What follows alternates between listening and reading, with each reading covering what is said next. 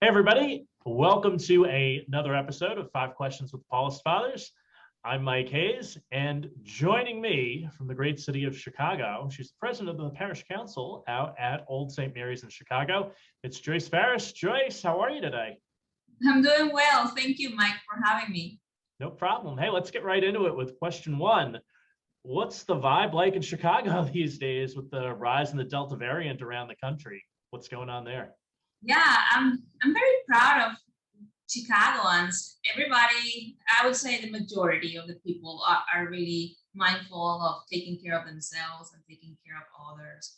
Um, the vibe, of course, is summer, and Chicagoans love the summer, and people are doing more things outdoors, of course, than other times. But in the recent week, there is this new mask advisory where if you're indoors, it's advised that you put your mask on. And I'm seeing a lot of compliance around that.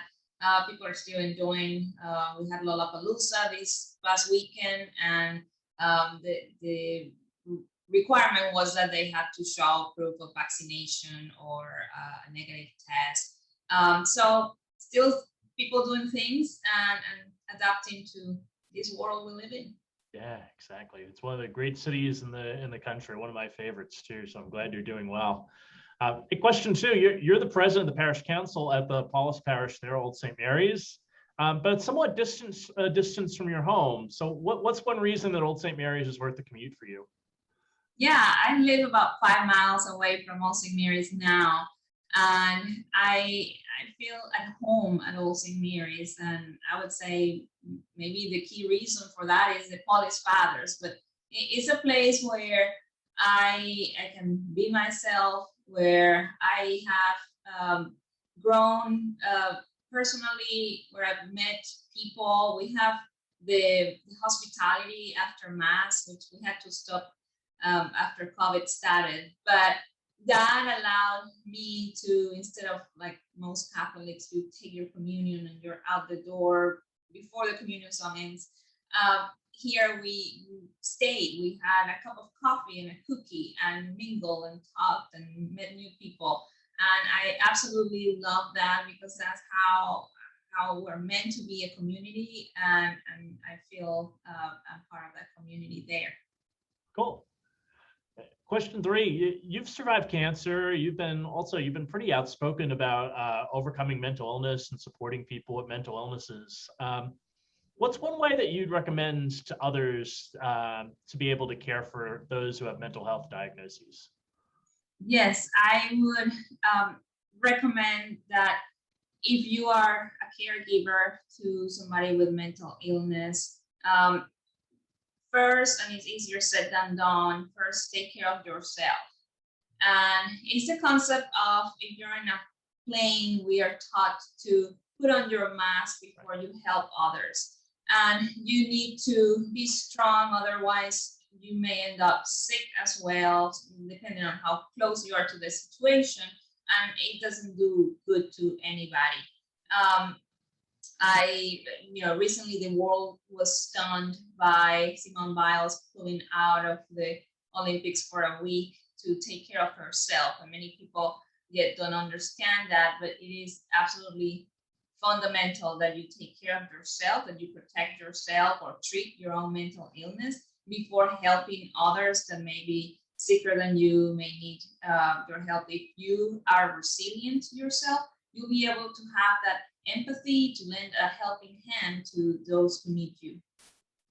For sure, I know this from my own life. That's certainly the most important thing. To take care of yourself first, and then you'll be able to care for others a little bit better. And question four: you're from Venezuela originally. Is there a comfort food that you make or a comfort food that you miss from your native country? Yes, I make and miss. Our staple food is called arepas. Arepas is a cornmeal patty, a round patty. Think about maybe like a pita bread, Right. a little bit smaller and thicker, made out of cornmeal, and it's served hot. And you stuff it with either anything you want to stuff it with. You can make it as light as you want. If you don't want it too much of a comfort food, you can stuff it with just cheese and maybe a lean ham, or you can put pork or meats or anything inside.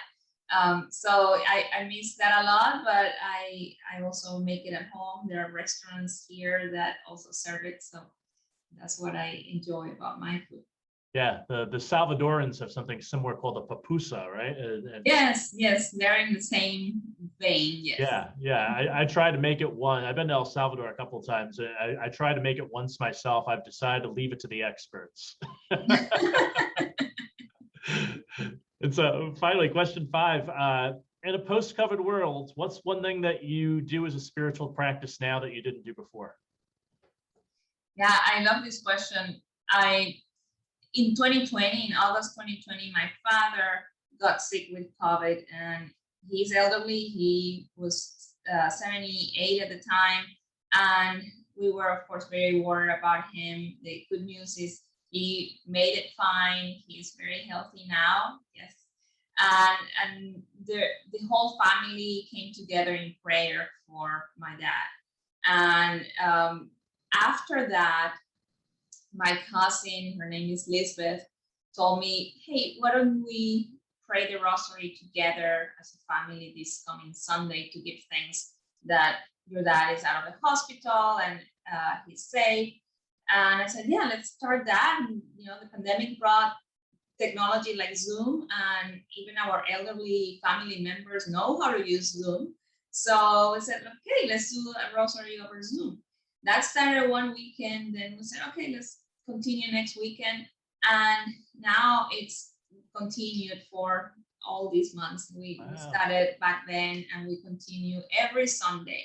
And it is amazing how it brings us peace. It brings us together. We have a large family, and in every Zoom session, we have a number of people between 5 and 12.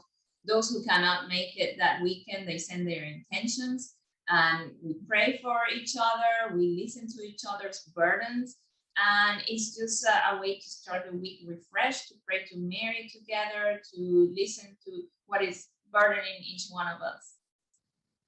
That's awesome. Yeah, I often have said in my own life, when I've prayed my own words over and over for someone or someone else, at some point, I'm done. I've said it over and over, and the church then gives us the words to say, right?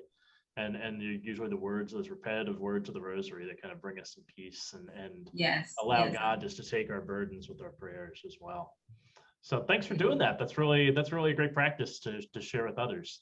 Yes, and if you have any intentions, I'll add you to my family rosary. Oh, that's great. Yeah, actually, I had a friend die this week, so if you can keep him in your prayers, that would be great. Of course, I will. Thank you. Yeah. And so, Joice, this has been great. Thanks for joining us from Chicago, and please tell all the folks at Old St. Mary's that we say hi. And this has been 5 Questions with the Paulist Fathers. I'm Mike Hayes, and join us again next time. We'll see you all soon.